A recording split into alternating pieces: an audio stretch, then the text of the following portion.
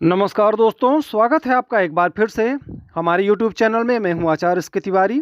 बात करेंगे जया एकादशी कब है, जानिए पूजा का शुभ मुहूर्त, मंत्र, जया एकादशी व्रत कथा और जया एकादशी के दिन हमें क्या करना चाहिए और क्या नहीं करना चाहिए। दोस्तों, वर्ष 2024 में जया एकादशी 20 फरवरी दिन मंगलवार को मनाई जा रही है। हिंदू धर्म के अनुसार माघ मास के शुक्ल पक्ष की यह एकादशी स्वर्ग में स्थान दिलाने वाली तथा ब्रह्म हत्यादि पापों से मुक्ति दिलाकर व्यक्ति को मोक्ष प्राप्त कराती है। इस एकादशी व्रत का रखने वालों को शुभ मुहूर्त में श्री हरि विष्णु जी की पूजन करनी चाहिए। आपको बता दें, हिंदू कैलेंडर के मतांतर के चलते यह एकादशी 20 फरवरी को ही मनाई जाएगी। बात करते हैं जया एकादशी 2024 के शुभ चौघड़िया मुहूर्त और पारण के समय के बारे में। तो माघ शुक्ल एकादशी का प्रारंभ 19 फरवरी रात 12:19 से शुरू होकर माघ शुक्ल एकादशी की समाप्ति 20 फरवरी 2024 1:25 पर होगी।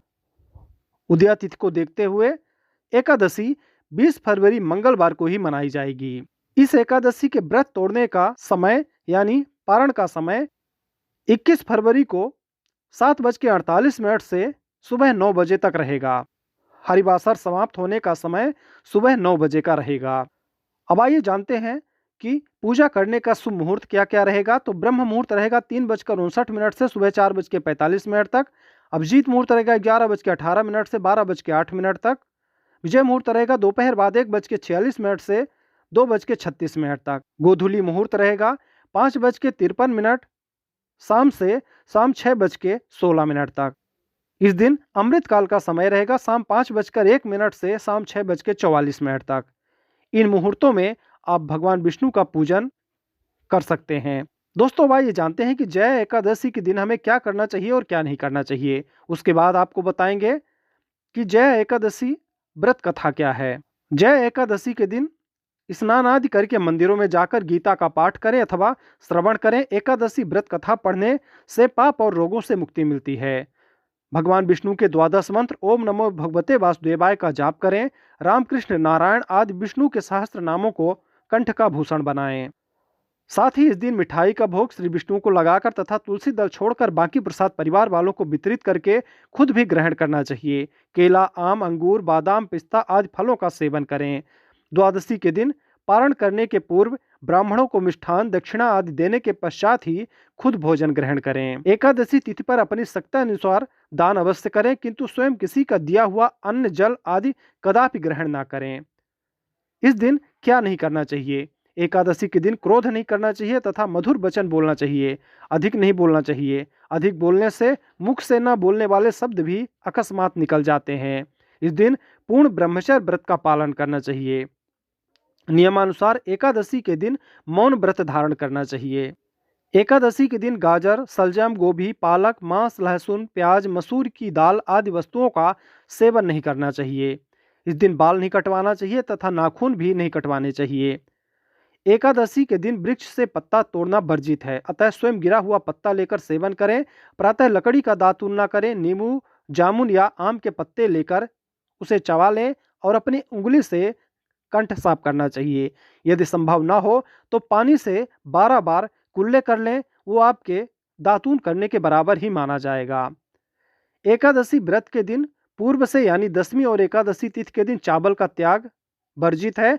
मान्यता अनुसार एकादशी के दिन जो चावल का सेवन करता है उसे नीच योनि में जन्म ग्रहण लेना पड़ता है, इसलिए इस दिन चावल का बिल्कुल त्याग करें। एकादशी तिथि के दिन घर में झाड़ू का प्रयोग नहीं करना चाहिए। ऐसा इसलिए क्योंकि झाड़ू के प्रयोग से छोटे जीवों की हत्या का भय बढ़ जाता है, जिससे जीव हत्या का दोष लगता है। इसलिए इस दिन हिंसा नहीं करनी चाहिए। जया एकादशी पर पवित्र स्नान और दान का विशेष महत्व है, इसलिए इस दिन हो सके तो पवित्र गंगा नदी में स्नान करें या फिर आप अपने नज़दीकी नदी में स्नान कर सकते हैं। साथ ही केसर, हल्दी या केला का दान जरूर करना चाहिए। दोस्तों, अब आइए जानते हैं जया एकादशी व्रत कथा के बारे में। दोस्तों, वैवस्वत पुराण और पद्म पुराण में वर्णित इस एकादशी की कथा के अनुसार देवराज इंद्र स्वर्ग में राज करते थे और अन्य सब देवगण सुखपूर्वक स्वर्ग में रहते थे। एक समय इंद्र अपनी इच्छा अनुसार नंदन वन में अप्सराओं के साथ विहार कर रहे थे और गंधर्व गान कर रहे थे। उन गंधर्वों में प्रसिद्ध पुष्पदंत तथा उसकी कन्या पुष्पवती और चित्रसेन तथा उसकी स्त्री मालिनी भी उपस्थित थे। साथ ही मालिनी का पुत्र पुष्पवान और उसका पुत्र माल्यवान भी उपस्थित था। पुष्पवती गंधर्व कन्या माल्यवान को देखकर उस पर मोहित हो गई और माल्यवान पर काम बाण चलाने लगी। उसने अपने रूप, लावण्य और हाव भाव से माल्यवान को बस में कर लिया। हे राजन, वह पुष्पवती अत्यंत सुंदर थी। अब वो इंद्र को प्रसन्न करने के लिए गान करने लगे, परंतु वह परस्पर मोहित हो जाने के कारण उनका चित्त भ्रमित हो गया था। उनके ठीक प्रकार न गाने तथा स्वर ताल ठीक नहीं होने से इंद्र इनके प्रेम को समझ गया और उन्होंने इसमें अपना अपमान समझकर उनको शाप दे दिया। इंद्र ने कहा, हे मूर्खों, तुमने मेरी आज्ञा का उल्लंघन किया है, इसलिए तुम्हारा धिक्कार है। अब तुम दोनों स्त्री पुरुष के रूप में मृत्युलोक में जाकर पिशाच रूप धारण करो और अपने कर्म का फल भोगो। इंद्र का ऐसा शाप सुनकर वो अत्यंत दुखी हुए और हिमालय पर्वत पर दुखपूर्वक अपना जीवन व्यतीत करने लगे। उन्हें गंध, रस तथा स्पर्श आदि का कुछ भी ज्ञान नहीं था। वहाँ उनको महान दुख मिल रहे थे। उन्हें एक क्षण के लिए भी निंद्रा नहीं आती थी। उस जगह अत्यंत शीत था, इसके उनके रोगटे खड़े हो जाते थे और मारे शीत के दांत भी बजने लगते थे। एक दिन पिशाच ने अपनी स्त्री से कहा कि पिछले जन्म में हमने ऐसे कौन से पाप किए थे जिससे हमको यह दुखदाई पिशाच यौन प्राप्त हुई। इस पिशाच यौन से तो नरक के दुख सहना ही उत्तम है।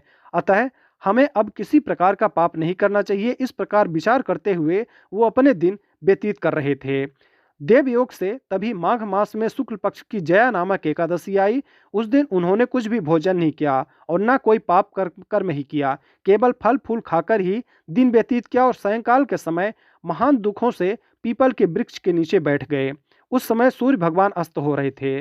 उस रात को अत्यंत ठंड थी, इस कारण वो दोनों शीत के मारे अति दुखित होकर मृतक के समान आपस में चिपटे हुए पड़े रहे। उस रात्रि को उनको निंद्रा भी नहीं आई। जया एकादशी के उपवास और रात्रि के जागरण से दूसरे दिन प्रभात होते ही उनकी पिशाच यौन छूट गई। अत्यंत सुंदर गंधर्व और अप्सरा की देह धारण कर सुंदर वस्त्राभूषणों से अलंकृत होकर उन्होंने स्वर्गलोक को प्रस्थान किया। उस समय आकाश में देवता उनकी स्तुति करते हुए पुष्प वर्षा करने लगे। स्वर्गलोक में जाकर इन दोनों ने देवराज इंद्र को प्रणाम किया। इंद्र इनको पहले रूप में देखकर अत्यंत आश्चर्यचकित हुए और पूछने लगे कि तुमने अपनी पिशाच यौन से किस प्रकार छुटकारा पाया, सो यह सब बतलाओ मुझे। माल्यवान बोले, हे देवेंद्र, भगवान विष्णु की कृपा और जया एकादशी के व्रत के प्रभाव से हमारी पिशाच देह छूटी है।